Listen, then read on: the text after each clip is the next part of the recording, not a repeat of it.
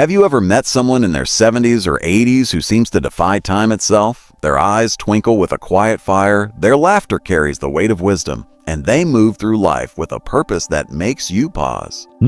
They're the ones you see dancing at family gatherings, solving puzzles with a sharpness that humbles you, or sharing stories that pull you in like a warm embrace. They're not just living, they're thriving. Then there are others, men who sometimes as early as their 60s seem to fade. Their steps grow heavy, their gaze distant, and the spark they once carried feels like a memory. What makes the difference? Is it fate, a lucky draw of genes, or could it be something we can choose, something we've been taught to overlook? I'm Dr. Michael, and today we're diving into a topic that could reshape how you navigate your later years. It's about your body, your vitality, and a practice so powerful yet so misunderstood: self-pleasure. Stay with me, because I'm going to share the latest science, real stories from my patients, and a practical plan to help you reclaim your energy, your clarity, and your joy, no matter where you are in life. Let's start by clearing the air. For too long, we've let silence and stigma dictate how we think about our bodies as we age. Maybe you grew up in a time when certain topics were hushed, when pleasure was seen as a young man's game, or when aging was painted as a slow surrender. Those messages sink deep. They're reinforced by a world that glorifies youth, ads flashing toned bodies, movies sidelining older men, even doctors who rarely ask about your sexual health past 50. But here's the reality: your body doesn't buy into those myths. It's built to feel, to connect, to thrive. Whether you're 60, 75, or 90, self-pleasure isn't a frivolous extra. It's a cornerstone of health, as vital as eating well or staying active. Science shows it can boost your heart, sharpen your mind, and lift your spirit. By the end of this, you'll have a clear, compassionate roadmap to reconnect with yourself in a way that's safe, meaningful, and deeply rewarding.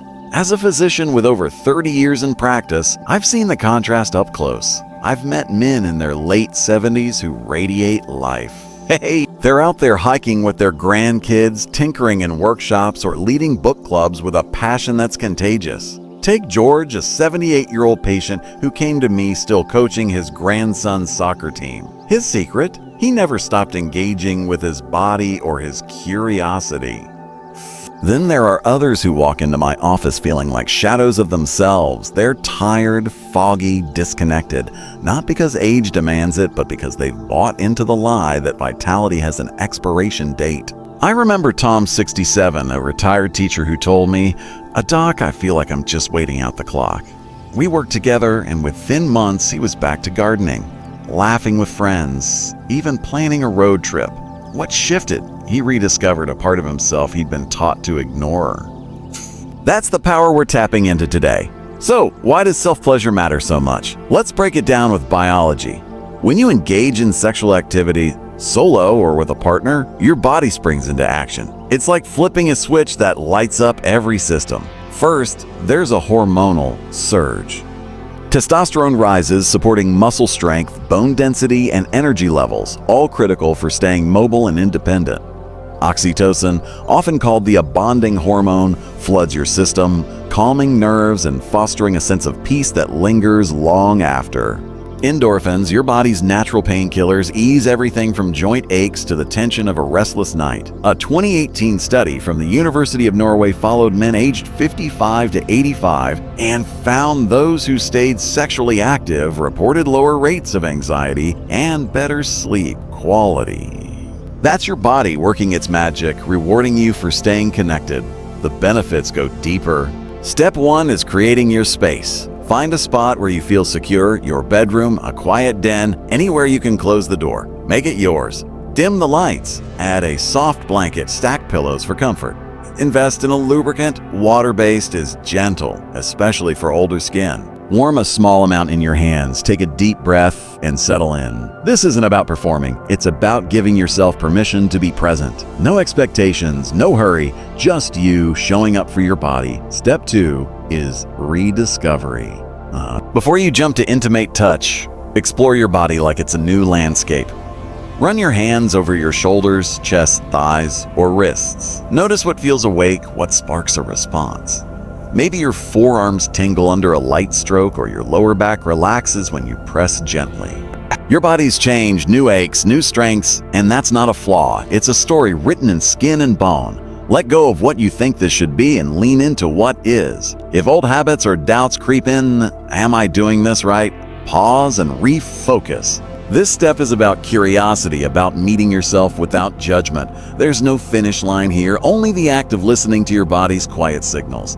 Step 3 is connection. Now ease into intimate touch, but keep it slow and mindful. Use the lubricant to make things smooth and comfortable. So, experiment with how you touch. Soft or firm, quick or lingering. Tune into what feels good today, not what worked decades ago. If arousal builds gradually, that's beautiful. Your body's not on a clock. Breathe deeply, letting your breath anchor you. If your mind wanders to worries, to performance, to tomorrow's chores, gently bring it back. This is your time, your space, your body. The goal isn't a specific outcome. It's feeling present, grounded, alive. Every sensation, no matter how small, is a step toward vitality.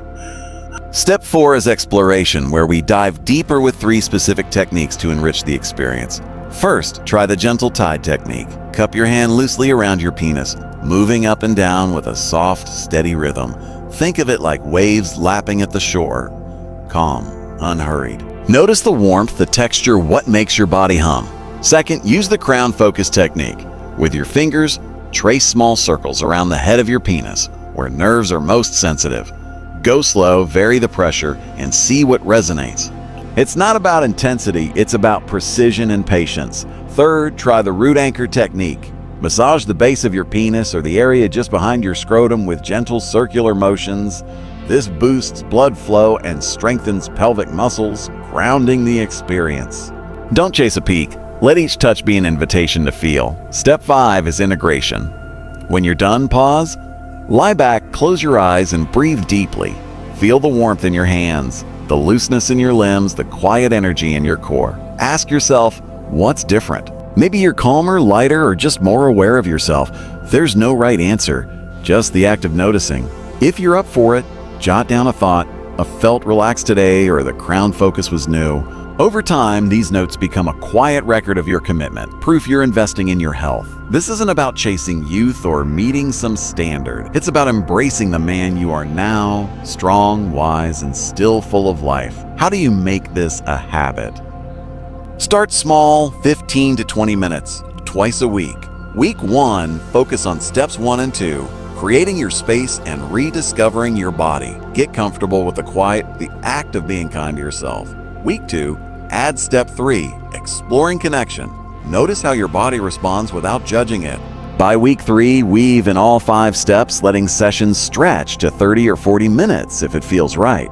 Mornings can work well. Between 8 and 10 a.m., your body's often freshest, with testosterone peaking naturally. If evenings are better, try 6 to 8 p.m. when the day's demands fade. If joints are stiff, a warm shower beforehand loosens things up. If medications affect arousal, time your practice for their peak effect. Your doctor can guide you. Challenges will arise, but they're not roadblocks, they're detours. First, let go of outcome pressure. Success isn't a rock-solid erection or a grand finale, it's showing up. If your mind fixates on performance, pause, breathe, and refocus on sensation. Second, prioritize consistency. Like exercise or meditation, this thrives with routine. Aim for 2 to 3 sessions a week. If you skip, ask why too busy? Feeling awkward? Address it gently. Third, embrace slowness. Rushing kills the mood. Give yourself 30 to 45 minutes to sink into each step. Fourth, explore beyond the obvious.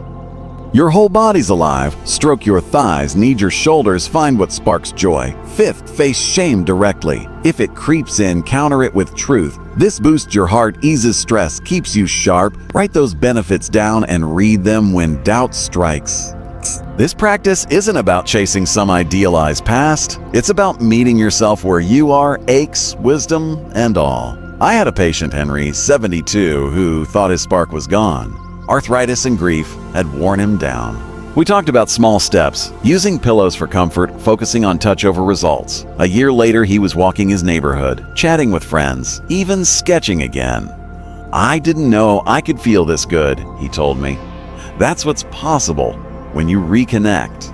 Your body's been with you through every chapter. Work, love, loss, laughter. It's still here, ready to carry you forward with strength and joy. All it asks is a little care, little courage. What's one way you already nurture yourself? Maybe it's your morning walk, fixing up old radios, or savoring a good book. Can you imagine this practice as another thread in that tapestry, another way to honor the man you've become? I'd love to hear what keeps your fire burning or what's holding you back. There's no pressure here, only possibility. Your body's a vessel of resilience, ready to surprise you with its capacity for life. Will you give it a chance? Let's make this a promise to yourself, to your future, to the vitality that's so yours to claim. Let's circle back to why this matters in the big picture. Aging isn't a sentence, it's a chapter, one you get to write. The men who thrive, the ones who light up rooms at 80, aren't superheroes, they're men who've chosen to stay connected to their passions, their people, their bodies. Self-pleasure is one piece of that puzzle, but it's a powerful one. It's a reminder that you're not just a bystander in your life. You're the author, the architect, the one who decides what thriving looks like. Maybe it's dancing with your partner again, teaching your grandkids to build a birdhouse, or simply waking up feeling like yourself. Whatever it is, it starts with small intentional steps like these. If you're wondering where to begin, start with one choice. Give yourself permission. Permission to feel, to explore, to care for your body without apology. That's what this practice is, a gift to yourself wrapped in science and compassion. It's not about perfection or youth. It's about presence, about saying, I'm still here and I'm worth it. I've seen men transform with this mindset, men who thought their best days were behind them, only to find their spark was waiting all along. Like Paul 69, who came to me feeling a done. We worked on this slowly, and now he's out kayaking, grinning like a kid. I forgot what this felt like, he said. That's the future you can step into one moment at a time. Your body's been your partner through every season. Hard days, bright ones, quiet ones, quiet ones. It's carried you this far, and it's not done yet. This practice is a way to thank it, to keep it strong, to keep you whole. So what's one step you'll take today? Maybe it's setting up that quiet space, trying a gentle touch, or just writing down, I deserve this. Whatever it is, it's a start, a bridge to a life that's not just longer, but richer, fuller, yours. Let's build that bridge together, step by step, toward a vitality that lights up your days and your years. As we wrap up this journey into vitality and self-care, I want to leave you with a simple truth. Your body is a lifelong ally, ready to surprise you with its resilience and capacity for joy. Aging isn't about fading, it's about choosing to show up for yourself, to nurture the spark that makes you you. This practice of self-pleasure isn't just a health tool, it's a declaration that you're worth caring for at any age. Every step you take, whether it's creating a quiet space, exploring a gentle touch, or simply reflecting on what feels good, is a step toward a life that's not just longer, but richer, fuller, and deeply yours. You have the power to write this chapter with strength, curiosity, and grace. Now I'd love to hear from you. What's one thing that resonated today? Maybe it's a new perspective on your body, a technique you're curious to try, or a barrier you're ready to face. Drop it in the comments. Let's keep this conversation alive. If this message sparks something in you, please like and share it with someone who might need it. Subscribe to join us for more ways to thrive, and hit that notification bell so you don't miss what's next. Here's to living boldly, fully, and true to yourself, today and every day.